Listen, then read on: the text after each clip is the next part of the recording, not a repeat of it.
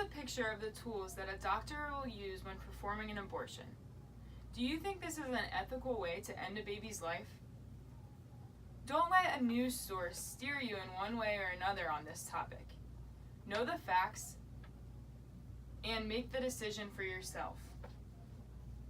Today I'm going to share with you some of the facts about the new Reproductive Health Act that was passed into law in New York, and how some of the different news sources covered it differently than others. It is essential for us as citizens to watch the news and to stay up to date on events happening throughout the country and the world. With that being said, it's important to know where your information is coming from and to follow a reliable news station. I have been researching this topic for several weeks now, looking back and forth through several different news sources. And I have been able to take some note on some similarities and differences in the stories from one source to the other. After reviewing these sources, I have been able to identify some tendencies and bias within certain sources. First, I will cover the basics of the news story, giving a brief summary. Then, I will explain the differences in the sources I have found, and finally, I will fact check them to find the most reliable news source for you to get your information from. Abortion has always been a controversial issue in today's society, but the new law that was just passed in New York really sparked conversation and debate on this issue. On January 22nd, the 46th anniversary of Roe v. Wade, which legalized abortion, the new Reproductive Health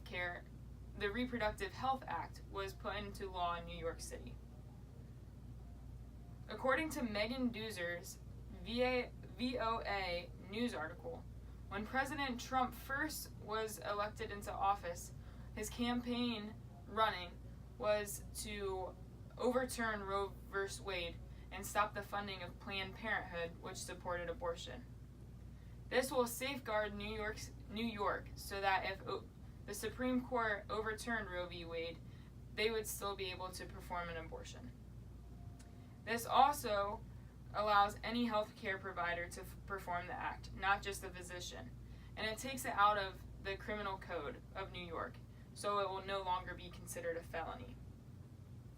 The Reproductive Health Act was established so that you could terminate a pregnancy for a child who was either incapable of a viable life or if the mother's health was in risk during the pregnancy.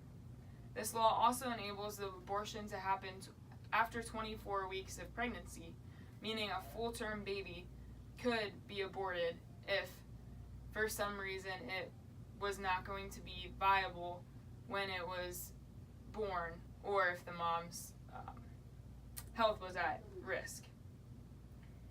People do not agree with this law, as they feel like it's not ethical to kill a full-term baby, while others find it a very great thing to happen now that it gives the mom and dad a choice in what happens, and it protects both the mom and the baby. The passage of this new law was a headline across almost every news station in the nation.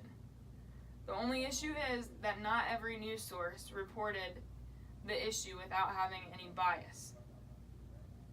I will now present to you some of the different reportings and how they differ from others. The CBS News article written by Caitlin O'Kane and George Pierpoint's BBC article appeared to be pretty straightforward, and they stayed pretty neutral. They gave both sides of the story and reported only facts. While they stayed neutral, I can't say the same about the next two articles. After reading The New Yorker written by Gia Tolentini, it was very clear that she was for the new abortion law. She described the real-life experience of a New York native who had to go to Colorado for the procedure to be done. She said that when she came back, she felt very guilty and shameful, and it had already been a very hard pregnancy for her to deal with, and the New York law only made it harder. This article was very one-sided and only gave the positives to abortion and never talked about the other side of it. On the other hand, we have Michael Brown's article from the Christian Post.